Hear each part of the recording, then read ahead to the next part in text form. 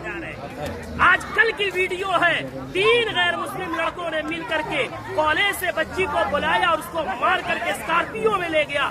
3 दिन रेप किया और रेप करने के बाद उसके जिस्म को सरेआम ले आकर के फेंक दिया। आए दिन ये खबरें आ रही हैं। मैं पूछना चाहता हूँ, इसके पीछे के जिम्मेदार मुआशरे के हमारे और आप जैसे बेगैरत लोग नहीं है जो शादियों में, नाच गानों में, पैसों में आग लगा रहे और आग लगा करके शादियों को इतना मुश्किल बना दिया कि वक्त में शादियां नहीं हो रही है, जिसकी वजह से हमारी बेटियां, जज्बात उनमें भी है, जज्बात की रो में बह करके एजुकेशन वाली बच्चियां गैरों के गोद में खेल नहीं रही है, बल्कि टिश्यू पेपर बना करके उन्हें इस्तेमाल करके गली कूचों में फेंक नहीं दिया जा रहा है, बल्कि उनके चेहरे उड़ाए जा रहे हैं। इतने अदब और एहतराम के साथ बार बार इसरार करने के बाद झुक करके, बाप कह करके, भाई कह करके, ईमान का हवाला देकर, इस्लाम का हवाला देकर, पूरी सोसाइटी के अदब पैमान का हवाला देकर के कहा गया, लेकिन फिर क्यों नहीं माने?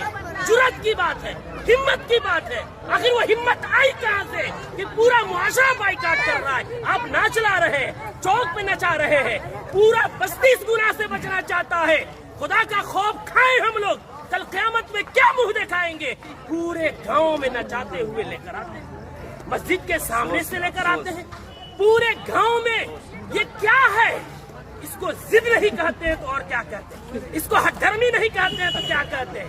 कौन है वो मौलवी, कौन है वो आलिम दीन जिसने कुरान और हदीस पढ़ा है और इतनी सख्ती से मना करने के बाद उस मजलिस में, उस शादी में नाच गाना हो और वो निकाह पढ़ाए, उसका कुरान और हदीस इजाजत देता है? मैं तो एहतराम करता हूँ कि इन्होंने पहले ही जो हमसे मोहब्बत और शफकत के साथ इकरार किया है। कौन है ऐसा जो जिस मजलिस में नाच हो रहा हो, जिस स्टेज में वेशियों का धंधा चल रहा हो, जिस स्टेज में खड़ा हो करके बहनों के पाँव में घुंघरू बांधा जा रहा हो, उनके सरों से दुपट्टे खींचे जा रहे हो, जिस निकाह जो इबादत है उस इबादत के अंदर मुआशरे के लंगे और लुफंगे और लवंडे औरतों के पीछे तालियां बजा रहे हो, वो निकाह में किस मौलवी का इल्म इजाजत देगा निकाह पढ़ाने का?